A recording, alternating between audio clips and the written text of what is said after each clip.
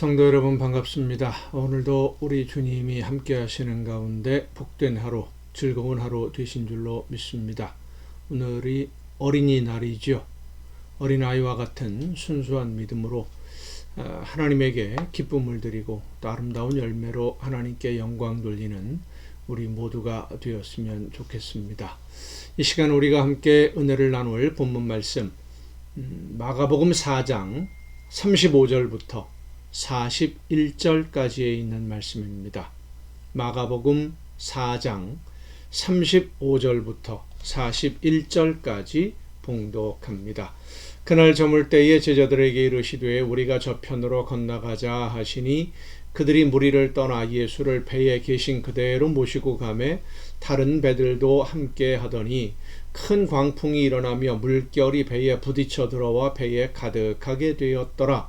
예수께서는 고물에서 베개를 베고 주무시더니 제자들이 깨우며 이르되 선생님이여 우리가 죽게 된 것을 돌보지 아니하시나이까 하니 예수께서 깨어 바람을 꾸짖으시며 바다더러 이르시되 잠잠하라 고요하라 하시니 바람이 그치고 아주 잔잔하여지더라. 이에 제자들에게 이르시되 어찌하여 이렇게 무서워하느냐 너희가 어찌 믿음이 없느냐 하시니 그들이 심히 두려워하여 서로 말하되 그가 누구이기에 바람과 바다도 순종하는가 하였더라. 아멘. 본문 말씀은 마가복음에 기록된 풍랑을 잠잠하게 하시는 예수님의 그 기적에 대한 첫 번째 기록입니다. 이거 말고도 또 다른 풍랑을 잠잠케 하시는 내용이 뒤에 또 한 번 나오게 되는데 오늘 본문 상황을 보면 몰려오는 사람들에게 하나님의 나라에 대해서 말씀 전하시고 또 병자를 고치기도 하시다가 비유로 말씀하시는 것을 깨닫지 못하는 사람 제자들에게 비유의 의미를 또 설명해 주기도 하시고 그렇게 정신없이 시간을 보내신 예수님이 제자들과 함께 건너편으로 그러니까 가버나움에서 건너편입니다. 베세다 쪽이지요. 건너편으로 가시는 과정에서 풍랑을 만나게 되는 것을 보여줍니다. 이 마가복음 4장 전체를 하루에 일어난 일이라고 생각을 해보면 1절에 보면 사람들이 많이 예수님에게로 몰려옵니다. 그래서 예수님이 배를 타고 육지에서 조금 떨어진 배 위에서 말씀을 전하기를 시작하지요.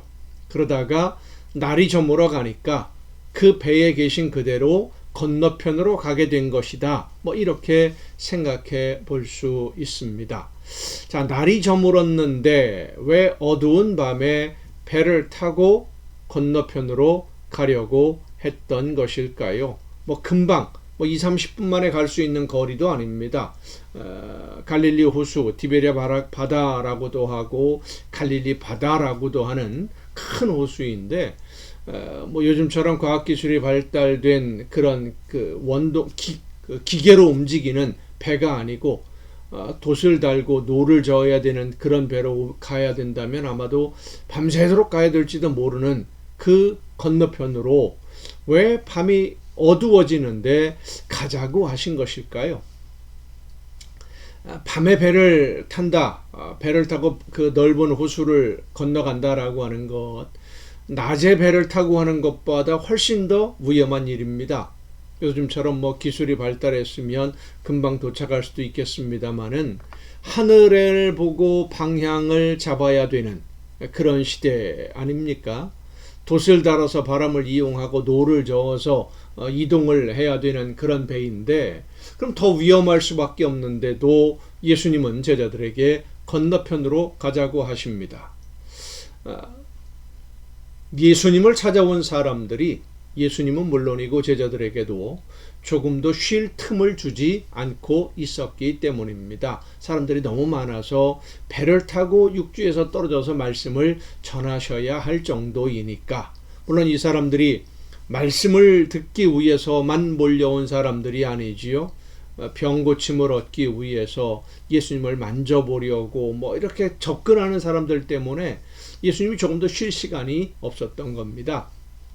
그래서 배에서 내리지도 않고 말씀을 가르치시다가 날이 저물어서 어두워지기 시작했을 때 육지로 내려서 그 사람들이 모여 있는 그곳에서 밤을 지내는 것보다는 배에 탄 그대로 건너편으로 가는 것이 낫겠다. 뭐 이런 생각, 그런 판단을 한 것일 수도 있습니다. 이렇게 배를 타고 건너편으로 가기 시작했을 때 주변에 있던 다른 배들도 예수님이 가시는 방향으로 함께 움직이기를 시작을 했는데 얼마나 갔는지 모르지만 갑자기 광풍이 불어와서 배가 침몰할 위기에 빠진 것입니다. 뭐 잠깐은 아니었겠지요. 예수님이 고물에서 베개를 베고 주무시다가 깼다라고 하는 것을 보니까 어느 정도 이렇게 움직인 다음에 광풍이 불어온 거예요. 이 광풍은 일정한 방향으로 부는 바람이 아닙니다. 수시로 방향이 바뀌는 아주 강력한 바람, 회오리 바람 같은 그런 바람이지요. 바다에서 광풍이 불어오면 풍랑이 일어나게 되고, 풍랑이 일어나면 항해하는 배들은 침몰할 위기에 빠지게 됩니다.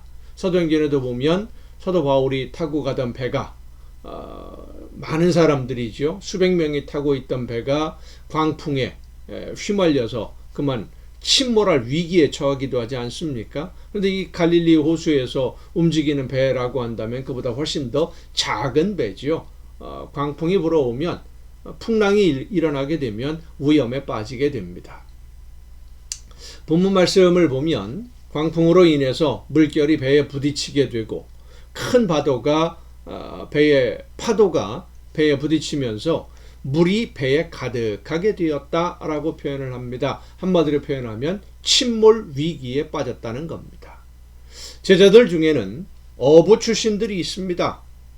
그들은 갈릴리 호수라고 불리우는 그 호수에서 지금 배를 타고 가고 있는 그 호수입니다. 물고기를 잡는 일을 어부로 하던 사람들입니다. 배를 모으는 일에는 어느 누구에게도 뒤지지 않는 실력자들이었던 것입니다. 그런데 이 제자들이 감당해낼 수 있을 정도의 폭풍이 아니었던 겁니다. 훨씬 더 강한 폭풍이에요.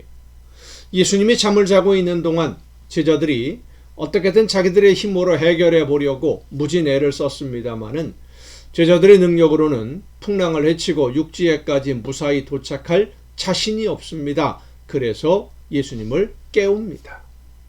자, 생각해 보십시다. 예수님은 이 풍랑을 몰랐을까요?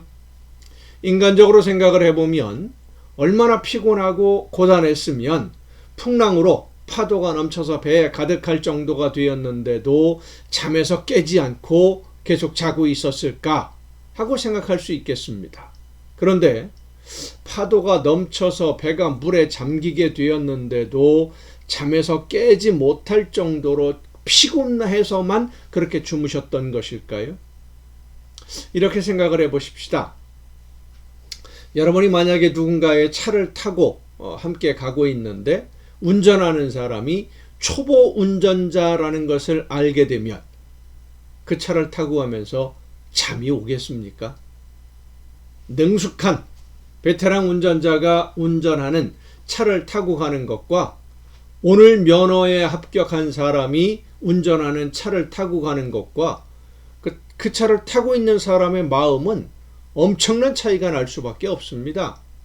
예수님과 제자들은 같은 배를 타고 같이 움직이고 있었고 똑같은 풍랑을 만났습니다마는 완전히 다른 반응이 나타날 수밖에 없는 것은 예수님이 수영을 잘해서 헤엄쳐 살아날 수 있다는 자신감 때문에 예수님은 평안하게 잠들어 있었던 것 아닙니다. 그 차이, 예수님의 반응과 제자들의 반응의 행동에 차이가 있었던 것은 하나님이 지키신다는 믿음이 있는 사람과 이러다가 죽을 수도 있다고 생각하는 사람의 차이를 보여주는 겁니다. 예수님은 하나님이 함께 하심을 믿는 믿음으로 모든 것을 하나님께 맡기고 있으니까 어떤 상황에서도 평안한 것입니다. 제자들은 내가 내 앞에 닥친 문제들을 해결해야 한다고 생각을 하니까 내 힘으로 해결할 수 없는 문제를 만나면 불안할 수밖에 없고요. 두려울 수밖에 없는 것이죠. 두려워하는 제자들이 예수님을 깨웠을 때 예수님이 제자들에게 하신 말씀을 생각해 보십시다. 너희가 어찌 믿음이 없느냐? 이 말씀은 하나님이 함께 하심을 왜 믿지 못하느냐 하는 질책입니다. 그런데 제자들은 예수님의 이 말씀, 하나님이 함께 하시면 두려울 것이 없다, 평안하다, 하나님이 함께 하심을 왜 믿지 못하느냐라는 이 예수님의 말씀보다는 풍랑이 잠잠해진 것이 더 신기해요. 그것만 생각해요. 두려워했어요. 관점이 다르니까. 예수님이 풍랑을 바라보는 관점과 제자들이 풍랑을 바라보는 관점, 어떤 차이가 있을까요? 이 문제는 내일 이 가정예배 시간에 더 생각해 보도록 하겠습니다. 기도하겠습니다. 오늘도 은혜로 연약한 저희들을 인도해 주시고 지켜주시는 아버지 하나님, 풍랑 속에서도 평안한 잠을 주무셨던 예수님의 그 믿음, 하나님을 절대적으로 신뢰하고 의지하고 모든 것을 맡기는 그 믿음으로 오늘 우리도 이 세상을 평안하게 살아가며 하나님이 기뻐하시는 일들만 위해서 열심히 순종하고 최선을 다해 그 사명을 감당해내는 우리 모두가 되게 하여 주시옵소서. 이 모든 말씀을 예수님의 이름으로 기도하옵나이다. 아멘. 여러분 오늘도 수고 많으셨습니다. 내일 이 시간 가정예배 시간을 통해서 여러분 모두 함께 다 같이 만날 수 있기를 바랍니다. 내일 뵙겠습니다.